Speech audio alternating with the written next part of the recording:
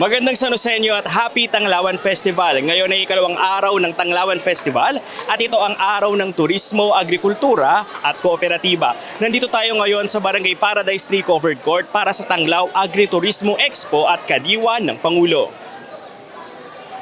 Napuno ng agricultural products ang covered court ng Barangay Paradise 3 ngayong ikalawang araw ng Tanglawan Festival. Bukod sa mga paninda, pati mga palamuti ng bawat tindahan dito sa expo talaga namang kakaiba. Ang kanilang mga stalls gawa sa personalized life-size Tanglawan lanterns na dinisenyuhan ng mga pangunahing produkto ng kanilang barangay. Dito talagang makikita natin ang mga tatak Sanosenyong produkto na dala ng mga kalahok kasama ng kanilang mga punong barangay, katuwang ang kanilang mga farmer organizations. Bawat sulok puno ng produkto at kultura ng bawat barangay. Nandito ang mga kakanin ng Barangay Gaya-Gaya, aquaculture at mais ng Barangay Kaypian, lechon ng Barangay Graceville, kasama na dyan ang mga imahe ng santo na inukit mismo ng mga Sanosenyo, cherry tomato at capsicum o siling maanghang ng Barangay San Isidro, Carabao milk at poultry products at bigas ng Dulong Bayan, rice coffee at pineapple products ng Kaybanban, kakao, lansones at rambutan ng Barangay San Roque, root crops at mga saging ng Barangay Tungkong Mangga at homemade vinegar, lettuce at red banana ng Barangay Paradise 3. Siyempre hindi mawawala ang stall ng City Agriculture Office naman ang kanilang mga pananim at ang oyster mushroom na ipinagmamalaki ng lungsod. Lahat ng stalls dito masayang binisita ni Mayor Florida Atenida Robes na siyang pangunahing nagsusulong sa pagkakaroon ng kadiwa ng Pangulo sa lungsod para maghatid ng sariwa at abot kayang bilihin para sa mga Sanosenyo. Nasaksihan din sa pagbubukas ng Tanglaw Agri-Turismo Expo ang katutubong sayaw at tula ng Sanosenyo Dumagat Tribe ng Barangay San Isidro, sayaw na kadang-kadang ng Samaka o samahan ng magsasaka ng Kaybanban at tula mula sa isang magsasaka ng Barangay Gaya-Gaya. Kasama din sa programa ang iba't ibang seed companies dala ang kanilang mga produktong buto para sa mga Sanosenyong nais magtanim.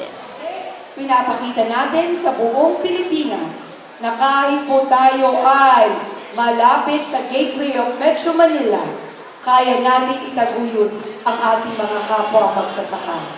Gusto ko pong malaman ninyo na si Ate Lida, Congressman Arthur, 10 ng ating sangguniang panglungsod ay gustong-gusto po kayong makita sa mga ganitong pagkakataon. Ano po, walang kompetisyon, walang panalo, walang talo, lahat ay panalo sa araw na ito sa pagtataguyod ng ating agrikultura dito sa ating lungsod. Kahit mapalad po ang lungsod ng San Jose del Monte sapagkat mayroon po tayong isang ina. Sabi nga, kapag ang ina, ano po ba ang ginagawa ng ina? Alam niya kung ano ang pangangailangan. Kung hindi nyo po alam, ito po ang gustong-gusto ng ating punong lungsod na makita niya yung bawat mamamayan ay magkakaroon po ng pagtatanim kung bakit po ang bawat barangay ay ini-encourage na magkaroon po ng gulayan sa bawat barangay. Kaya palakpakan po natin sapagkat tunay nga na magkatuwang sa programa, kaya kung bakit tayo po ay asenso na. Alam niyo po, napakapalad natin dahil sa pamumuno ng ating Mayora Rida Robes, ngayon pong ating 10th Tanglawan and 25th Cityhood Anniversary, nagkaroon po tayo ng kauna-unahang Agri-Turismo Expo. Nandyan yung mga bigas, mga itlog, pero yung pinaka-rare sa amin itong gatas ng kalabaw talaga, na talagang hinahanap-hanap ng mga taga-ibang Sanosenyo. Mainam naman kasi at least meron tayong na-preserve pa rin na dating-dati pang mga gawa or mga talagang iniinom na mga luma o mga old tenant dun sa atin. Ito po yung cacao nuggets po. Ito po yun ang produkto po ng Barangay San Roque, bukod po sa mga gulay.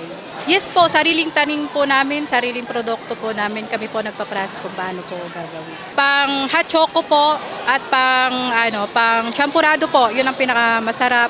Lahat naman po, yung dalawang klase po na yun, masarap po yun. Ito ang kauna-unahang Tanglaw Agri-Turismo Expo sa lungsod, kasabay ng ika-10 taon ng pagdiriwang ng Tanglawan Festival. Mula dito sa Barangay Paradise 3 para sa Balitang Sanosenyo, ako si Jeff Andrade, Public Information Office. Yan ang mga kaganapan at detalyeng dapat alam mo, San Joseño.